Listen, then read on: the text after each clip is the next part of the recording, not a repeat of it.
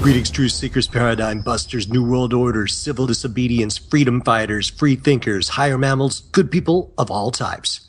How's it going? My name is Michael Parker, and welcome to the Electric Pyramid, coming to you as always from our undisclosed location somewhere in Hollyweird, California. And ladies and gentlemen, even though it's Thursday here on the West Coast, it is Friday on the East Coast, and that means this is the Friday the 13th edition of the Electric Pyramid.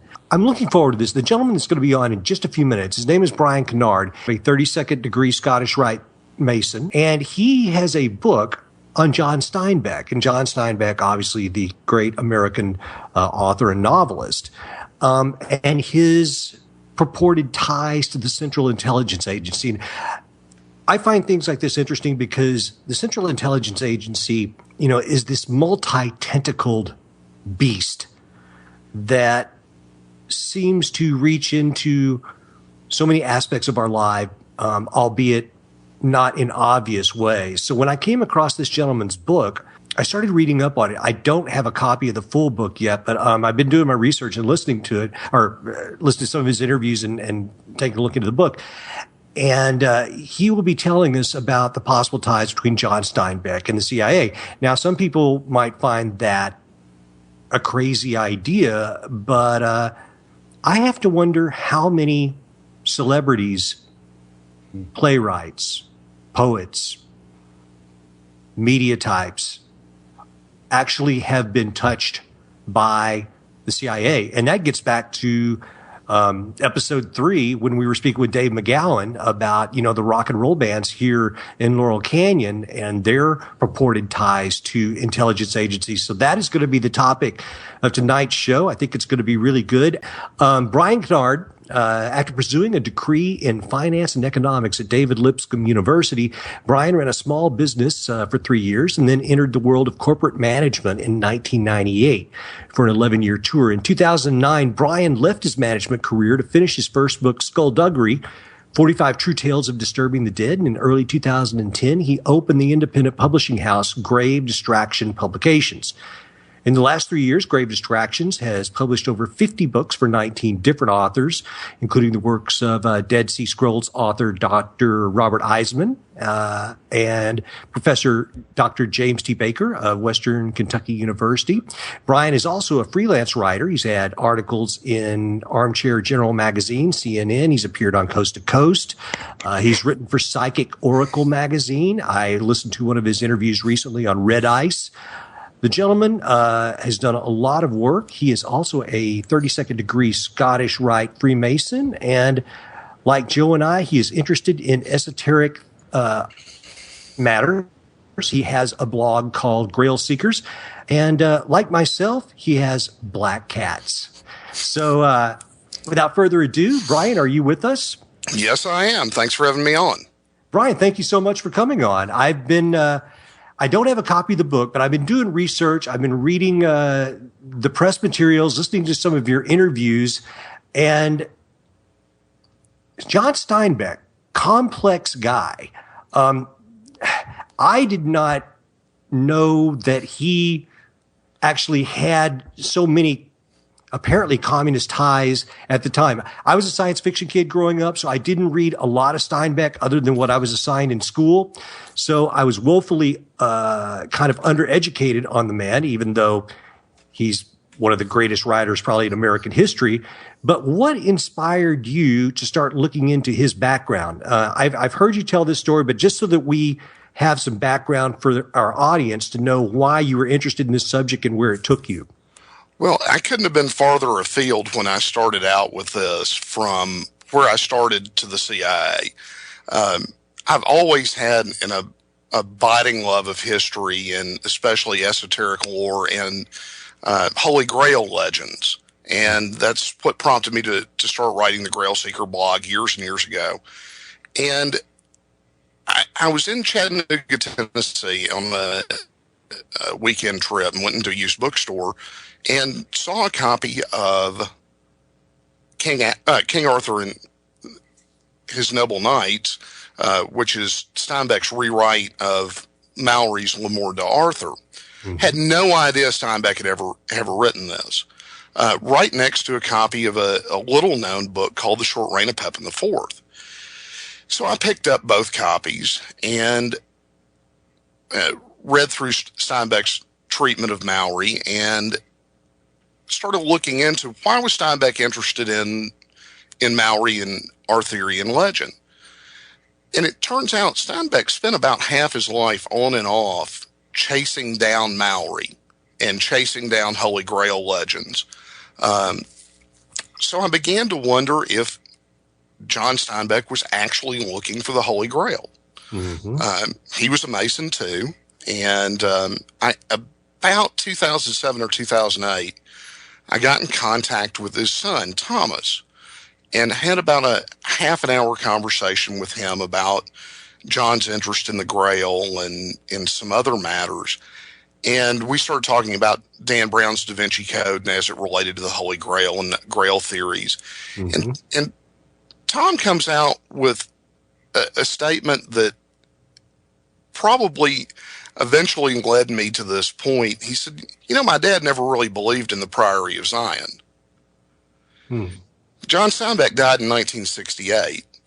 The world was really introduced to the Priory of Zion through a very obscure French book in 1967 by a gentleman named Gerard Desailly. And there was such a tiny chance that John would have ever read this book, known about it. I asked Tom, I said, well, how did John know about the Priory? He said, he was hooked in with all sorts of people, academics and people from all over the world he corresponded with. So after that, I started traveling, whereas most people go to the beach or go to the mountains for a weekend. I'd fly out to California and dig through archives at Stanford University and go through some of John's original letters. Or I'd go to New York and visit the public library there where his research assistant, Chase Horton, willed all of his journals after he died.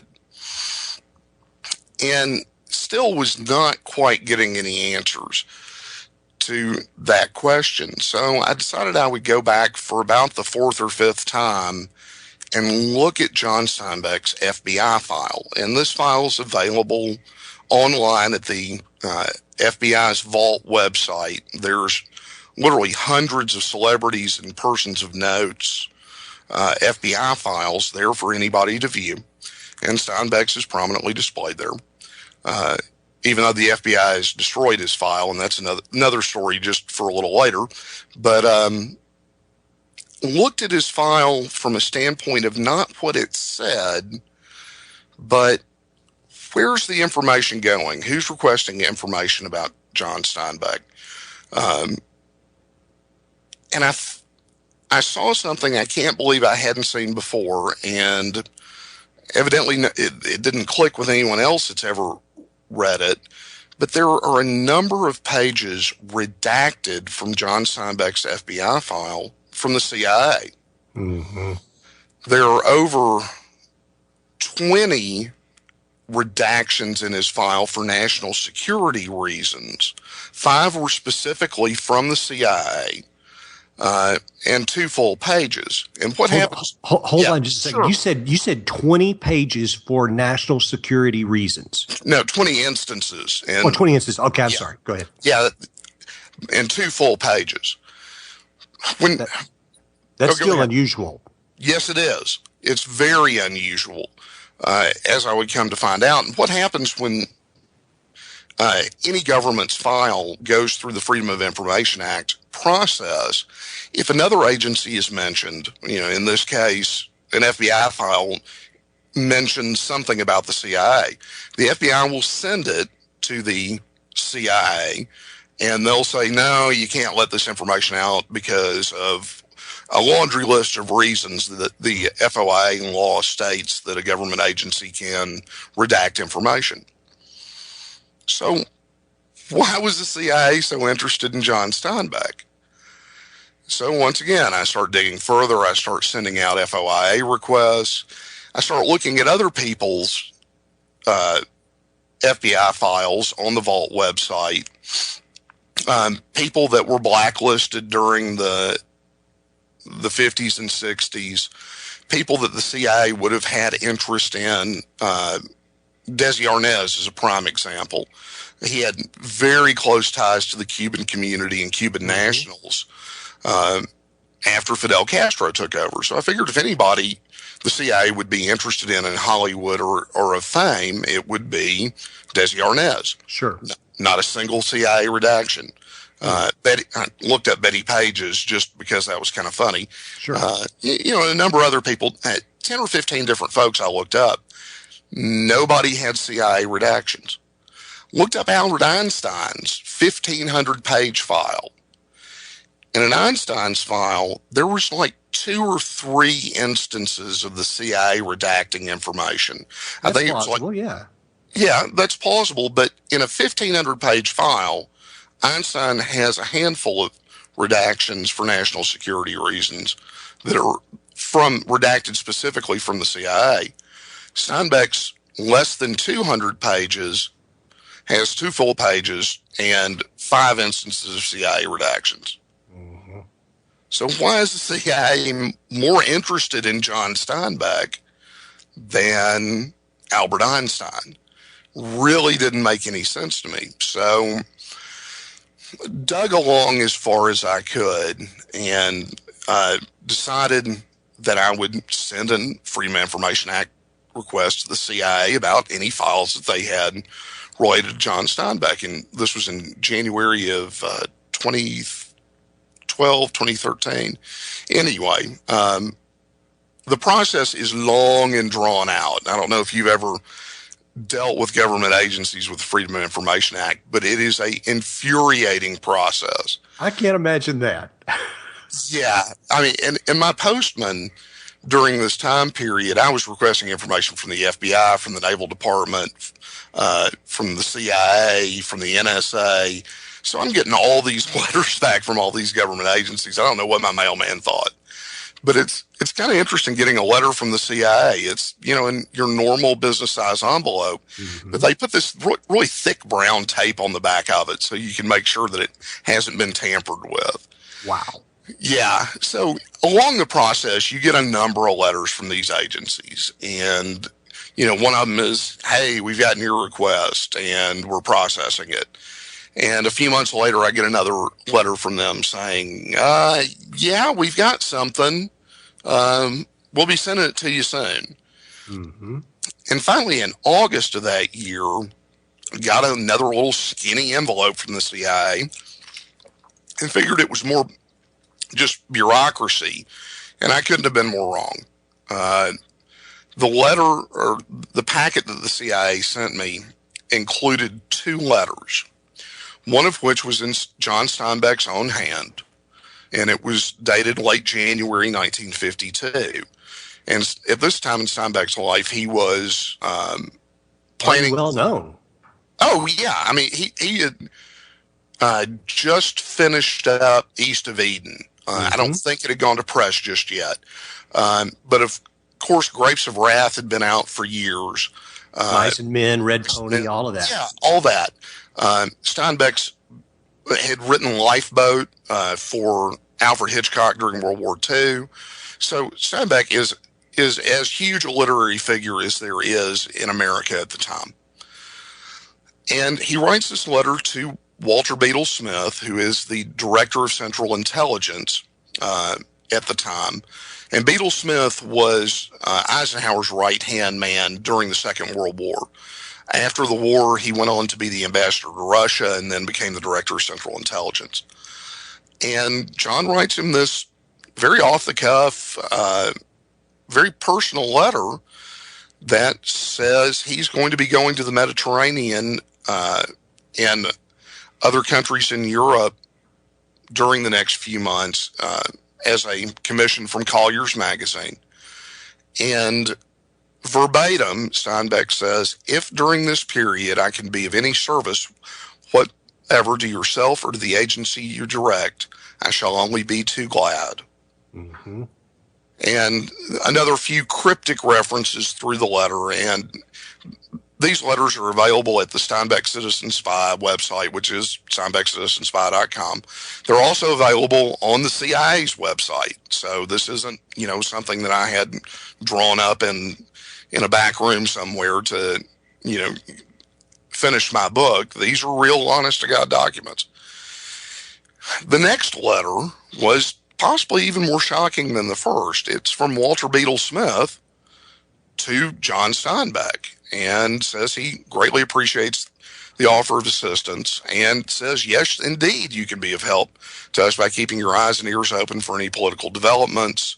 And Smith wanted him to come to Washington and discuss his trip before Steinbeck left. Yep. And even mentions, we might then discuss any special matters on which you feel you can assist us. And any matters which seem to you of significance, particularly those which might be overlooked in routine reports. Why would John Steinbeck know what the hell a routine CIA report was?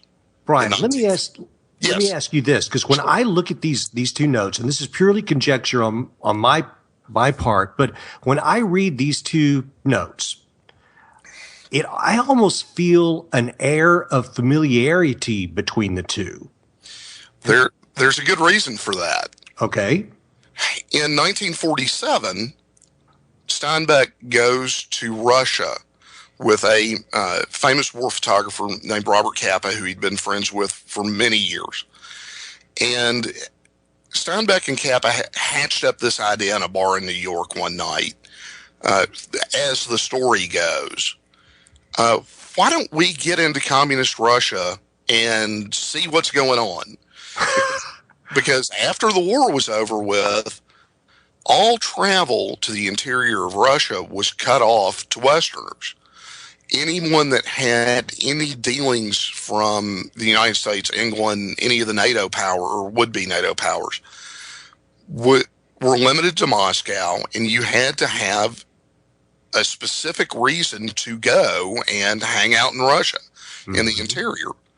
Steinbeck has no problem entering the country, has very few problems getting the Soviet government to allow him to go wherever the hell he wants to.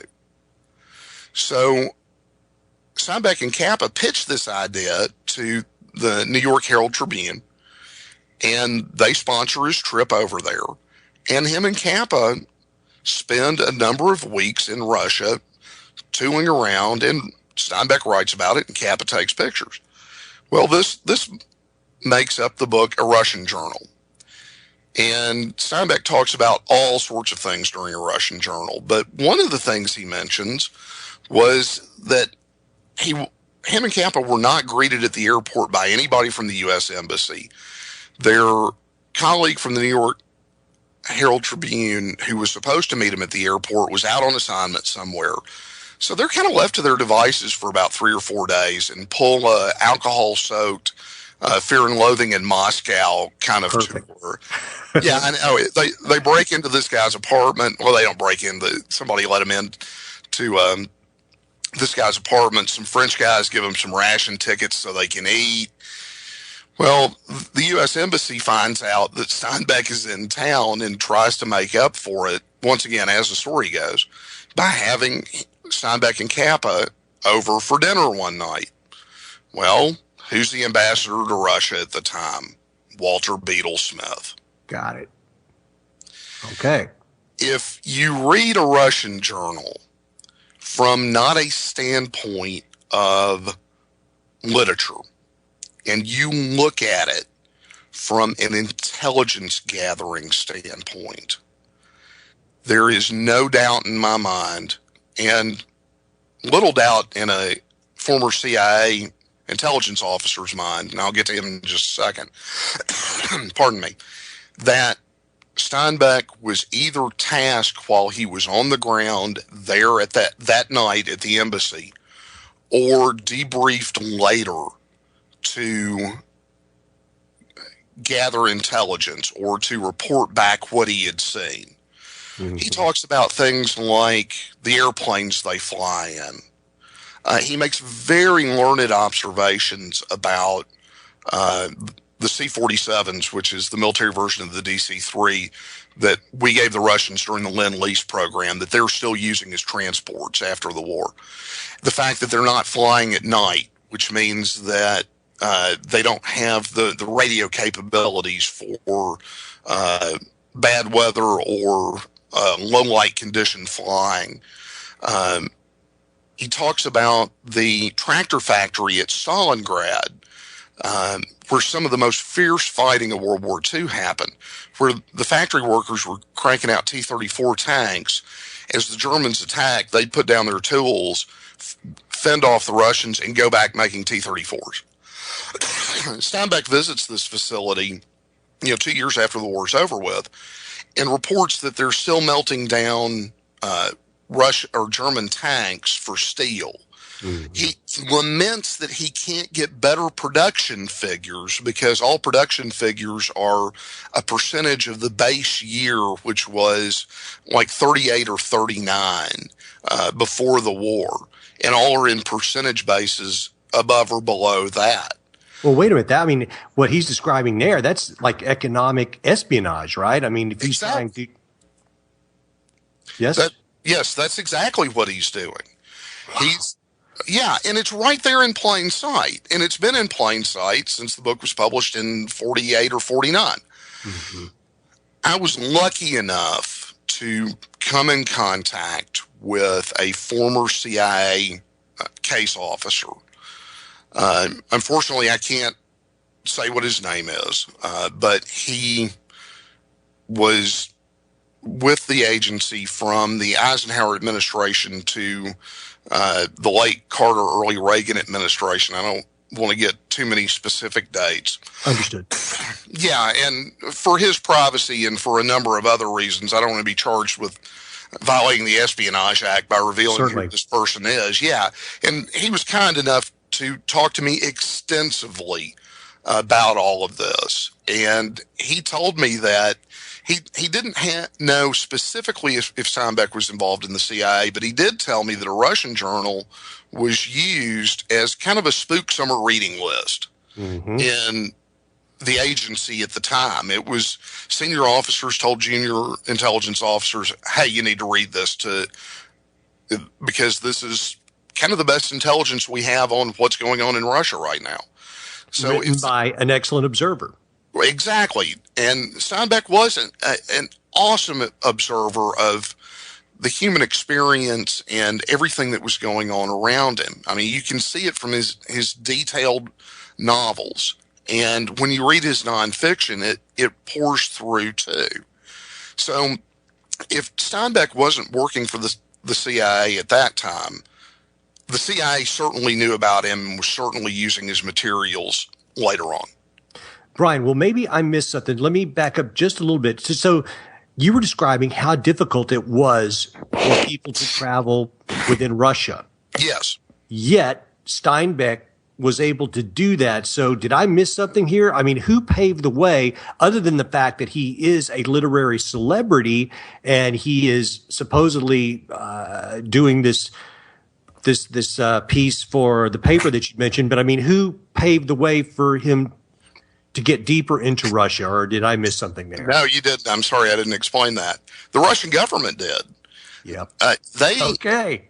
Yeah, in kind of the oddest twist in the universe, the Russian government made a lot of hay when Steinbeck published The Grapes of Wrath to show how awful capitalism was and how that was how conditions were in the United States throughout the entire country. They used Grapes of Wrath as a propaganda tool. And it drove Steinbeck insane that the Russians did that to his work. He even bitched at somebody that he met there because they were selling unauthorized copies of Grapes of Wrath in Russia. And Steinbeck point blank asked somebody, where's my royalties check? Mm-hmm. So all this talk of Steinbeck being a communist is bunk. He was no more a communist than I am. And a number of his letters talk about what his feelings about communism were. But the Russians thought differently. They thought that he was sympathetic to the communist cause because he did have a number of contacts that were part of the American Communist Party. Pardon me, I got a little bit of a cold going on here tonight. No worries, no worries. But they thought that they could turn Steinbeck's trip into their own propaganda. Got it. And they did to a certain extent. But I think Steinbeck got the best of them by letting the United States government know exactly what was going on and making all these observations that there's no way they could have gotten an intelligence officer into the interior of Russia during that time period. So he and his buddy go to dinner in Russia with the soon-to-be director of the CIA. And do we know if they remained in touch after that, or is that missing? We don't. Yeah, right. That's totally missing. Gotcha. I could find no other contact with Walter Beetle Smith and Steinbeck from that dinner in 1947 to this letter in 1952. However, there is, and this came out after I published, the CIA being ever so helpful, who had told me that these were all the documents that they were going to give me on Steinbeck, and, you know, in their polite bureaucratic manner said, after I appealed their decision to, kind of bug off because we're not going to give you anything else. Mm-hmm. Oddly enough, within a month or two of me publishing, the CIA posted another couple of documents on their website related to Steinbeck. One mentioned Bernard Baranck, who was a mover and shaker in Washington at the time, and how this was a memo from a department head meeting in, I think it was March of 51. It was definitely in 1951. But it mentions that Steinbeck's suggestions were just passed on by Baranck and were discussed at this department head meeting. Suggestions for what? We don't know. Once again, the document doesn't tell us. But I suspect that Steinbeck's input was taken quite a bit within the intelligence circles, because this isn't the first time that John Steinbeck has been involved with the United States intelligence machine. His involvement with the United States intelligence in one form or another goes back to World War II. Steinbeck worked for the OSS, which is a precursor to the CIA. Yes. Early in the war, he was big friends with Bill Donovan, who was the head of the OSS. Once again, exactly what Steinbeck did, we're not real sure. But we are sure of one thing. Steinbeck in 1940 had a meeting with President Roosevelt. For about 15 minutes, Steinbeck outlines a plan to stop Germany in its tracks before we even get involved in the war. This plan is to counterfeit Deutschmarks and flood the market in Germany with Deutschmarks. He's just going to debase the currency, and that's what we're going to do. Yeah. So this is communist John Steinbeck, who hates America. Yeah, is giving this idea to President Roosevelt. The idea went up the flagpole to the point that it was discussed with the British ambassador and the head of the Treasury at the time. They almost did it. A couple reasons they didn't. One, debasing a currency like that is kind of like the nuclear option of economics. Once you start doing that, you open the door for everyone else doing that to you too.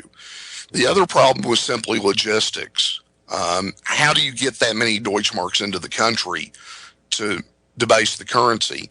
Yes. Oddly enough, the Germans were working on a similar plan to debase the pound, and they were going to drop them from airplanes early in the war to do the exact same thing.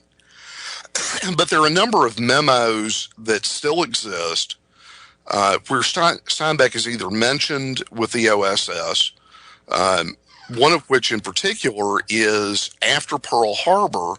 Steinbeck makes the very bold suggestion that we use Japanese Americans as our own little interior spy force to root out Japanese agents here in the United States. That plan went on to William Donovan, and Donovan presented it to FDR. FDR, of course, nixed it and did the internment camps, which Steinbeck spoke out against for years and years afterwards, and he thought that it was a total miscarriage of justice and due process. But once again, Steinbeck is entrenched in the intelligence community. Absolutely. At that time. And once again, it still doesn't end there. I was very fortunate to be able to get back in contact with Thomas Steinbeck, John's only living son. He lives out in California now and is a wonderful writer in his own respect. And after I got a working manuscript of the book done, I contacted him and got his gatekeeper, his wife, initially. And her name's Gail Knight, and she's a wonderful woman and works with Tom very closely on John's rights for different projects now and Tom's own work, and she's a pretty busy woman. Yes. So anyway, we had about a 45-minute conversation. And what year was this that you? This was March of 2013. Okay. So I released in September of 2013. Anyway, sorry, I get my own internal. I can remember dates for John Steinbeck like nothing, but my own internal timeline is, it's somewhere in the past. But it was about February or March of that year before I published, and told her what I had found and what my supposition was. And she was totally fascinated. And the first words out of her mouth was, "I can see that." And she knew John. And she said, "You've got to talk to Tom." I said, "Okay." That's kind of what I wanted to do. She said, "I'll have him call you in a day or so." And in the interim, I found out the conversation between Tom and Gail was, "Tom, you need to call this guy. I don't want to talk to him. He sounds like a crackpot. Tom, you need to talk to this guy." So he very reluctantly calls me back and asks me what I've got. And I present a lot of this information to him in the letter that I got from the CIA. And also another little nugget, I had requested from the FBI that they do something called a mandatory declassification review, or an MDR, on Steinbeck's FBI file. It was released sometime in the late 70s or early 80s, and you can request that documents be reevaluated after their initial assessment and release into the public, because things get declassified all the time.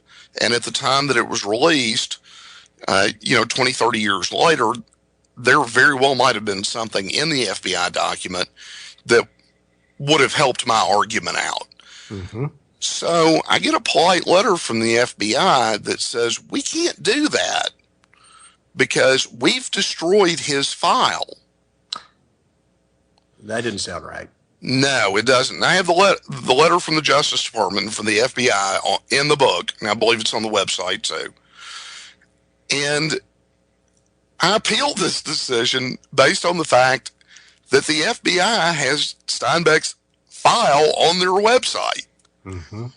If they think that it's important enough to archive in their vault website, why in the name of all that is holy would they destroy it?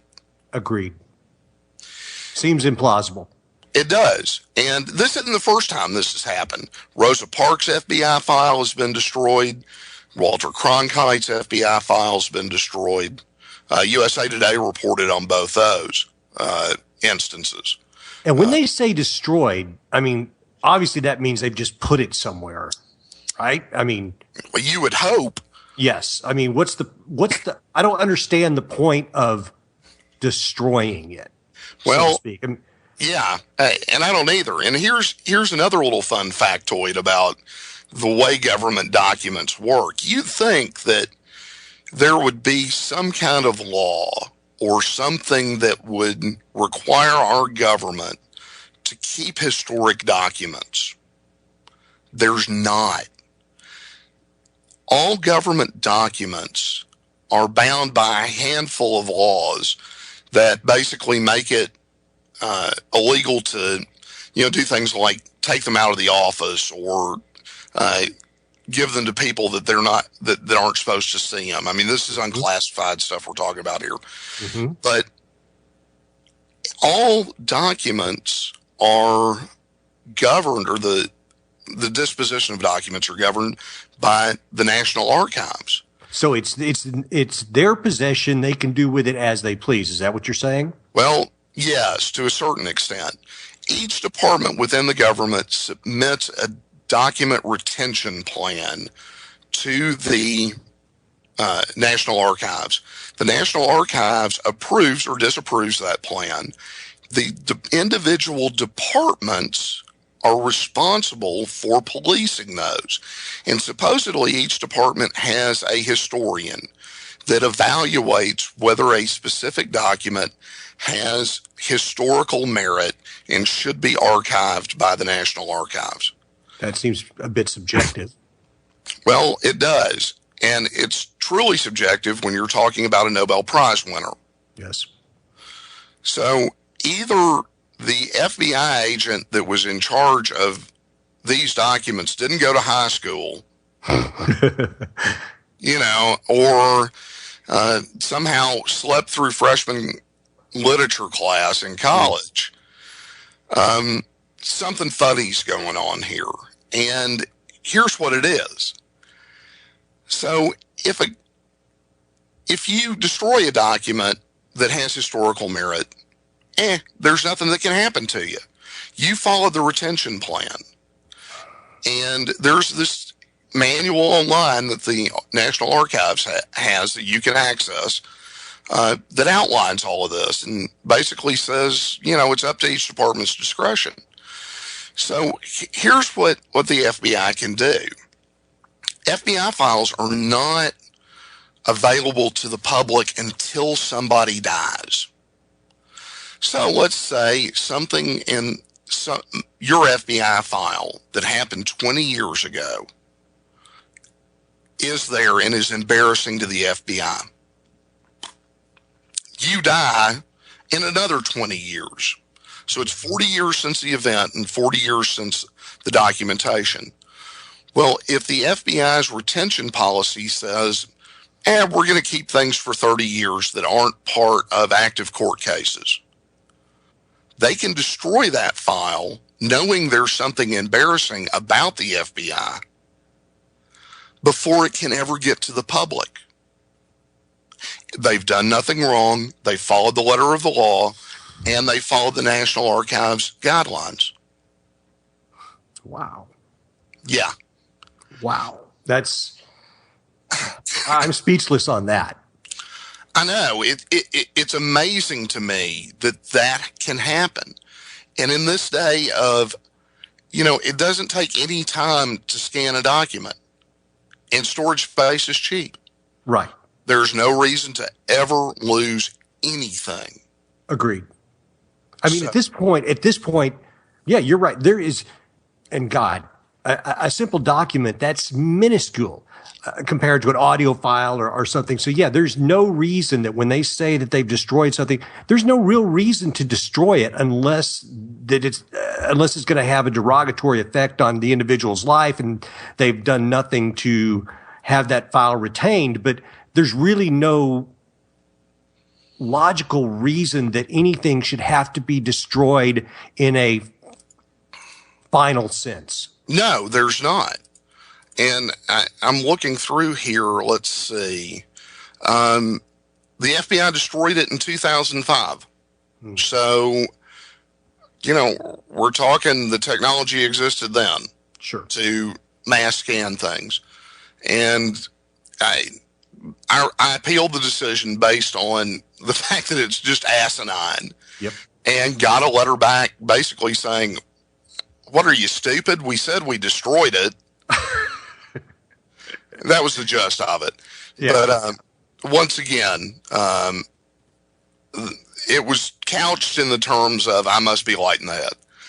Mm-hmm. So, how do you, even if I sued the FBI, which is every citizen's right, you can sue a government agency if you don't get satisfaction within the Freedom of Information Act process.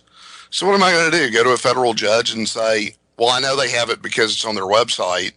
And the FBI says, well, yeah, we scanned that, but we destroyed the originals. So we can't help you out. Mm-hmm. Rock in a hard place. Yeah. Okay. All right. Well, then where do we move forward from there? Well, we move forward from there, and that was kind of a long branch from me telling Tom Steinbeck about this. Mm-hmm. And he said, well, what do you think about that? And I said, well, we're not censored on this program, are we? Not too much. Okay. Well, we don't use the F word, but everything else. Well, I told Tom it's horse shit, Tom. Yep. They've still got it. Yes. And he said, yep. He said, and I believe you're right, because J. Edgar Hoover hated my father. And from that moment on, Tom warmed up to the idea, and he said, it sounds like something my father would have done. So I started a dialogue over the next few months with Tom, and Tom gave me a number of wonderful stories that have never been published before about John, and a number of things that helped me out in this, and is fully behind the work, and even wrote the part of the foreword to the book. And I count Tom Steinbeck now as one of my friends. And throughout the whole process, it was almost like it helped him understand his father a little bit better. Mm-hmm.